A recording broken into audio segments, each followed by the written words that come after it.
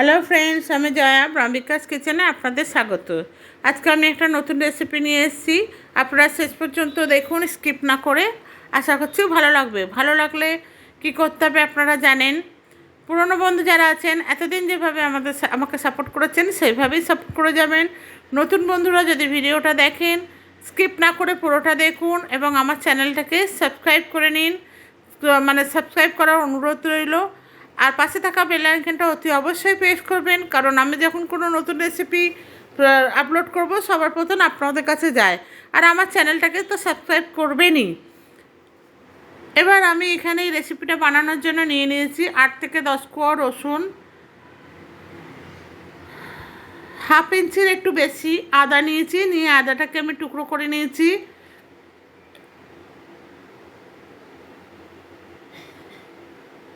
একটা মিক্সার বাউল নিয়েছি, নিয়ে তার মধ্যে রসুনগুলো,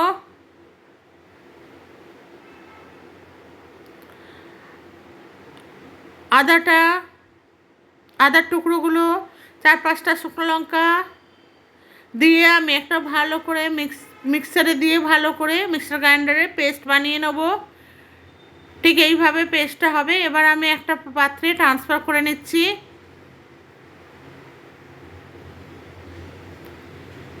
এবার ওই একই মিক্সার বাউলের মধ্যে আমি নিয়ে নিচ্ছি 2টো চেরি টমেটোগুলো ভালো করে আমি পেস্ট করে নেব।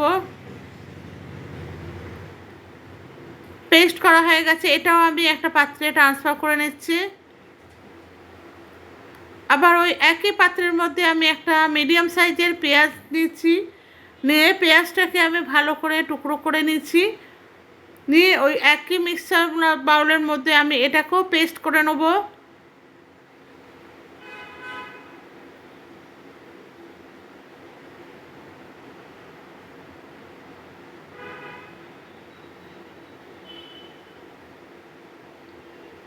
দিয়ে আমি আবার পেঁয়াজ বাটাটাও একটা বাটিতে ট্রান্সফার করে নিচ্ছি। নিয়ে এবার আমি এই রেসিপিটা বানানোর জন্য নিয়ে নিয়েছি পেঁয়াজ বাটা, আদা রসুন আর শুকনো লঙ্কা বাটা আর টমেটো পেস্ট। এবার আমি এখানে হাফ কিলোর মতো ভেন্ডি আর আলু নিয়েছি, 2টো মিডিয়াম সাইজের। আলুগুলোকে এভাবে লম্বা করে কেটে নিয়েছি। ভেন্ডিটাকে একটা ভেন্ডি 2 টুকরো করে নিয়েছি। ভেন্ডি ধুয়ে কেটেছি, ধুয়ে কাটতে হয় ভেন্ডিকে, এই জন্য ধুয়ে কেটে নিয়ে নিয়েছি। এবার ওভেনে আমি একটা কড়াই বসিয়ে দিয়েছি। কড়াইটা গরম হয়ে গেছে, তাতে আমি কিছুটা তেল দিয়ে দিয়েছি, 3 থেকে 4 চামচের মতো তেল দিয়েছি। দিয়ে তেল গরম হয়ে গেছে, আমি আলুগুলোকে দিয়ে দিলাম।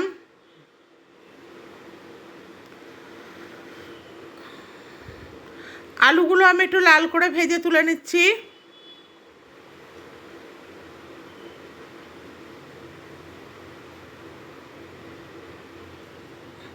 এবার ওই একই তেলের মধ্যে আমি দিয়ে দিচ্ছি টুকরো করা ভেন্ডিগুলো।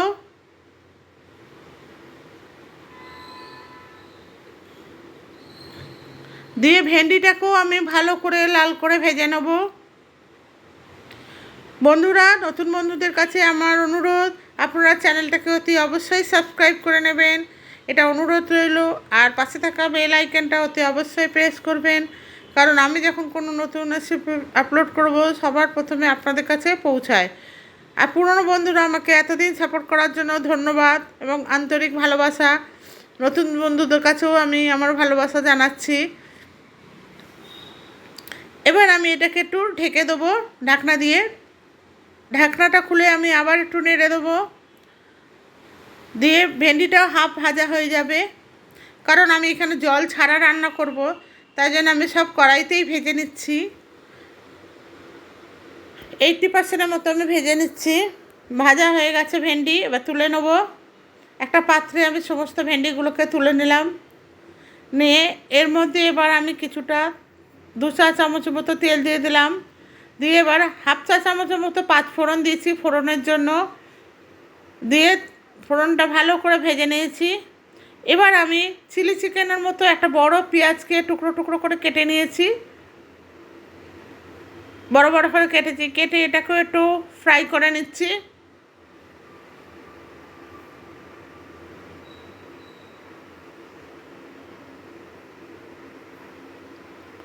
এবার আমি এখানে দিয়ে দিলাম টমেটো পেস্টটা।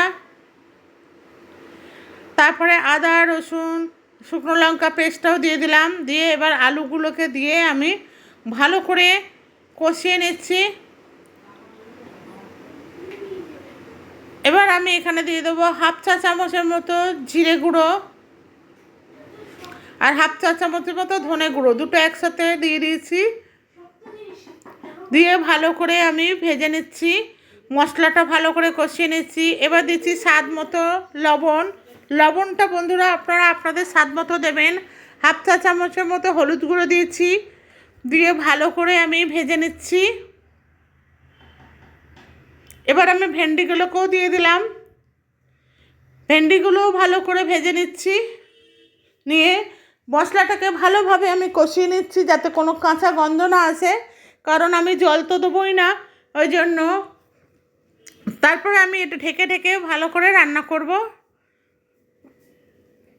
দেখুন বন্ধুরা কি সুন্দর এটা গলেও গেছে ঢেকে ঢেকে রান্না করেছি বলে।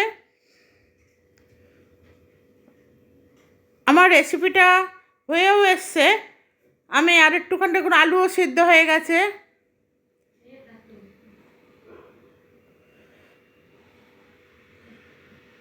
ভালো করে নেড়ে চেড়ে ভেজে নিচ্ছি, কারণ এতে যাতে মশলার স্মেলটা না আসে।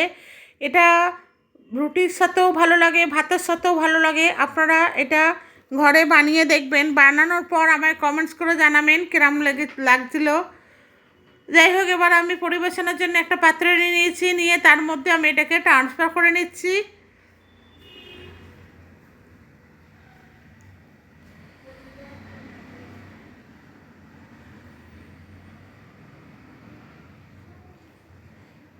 আশা করছি আপনাদের ভিডিওটা ভালো লেগেছে। ভিডিওটা এতক্ষণ দেখার জন্য আর এতটা সময় দেওয়ার জন্য আপনাদের কাছে আমি ধন্যবাদ জানাচ্ছি মন থেকে।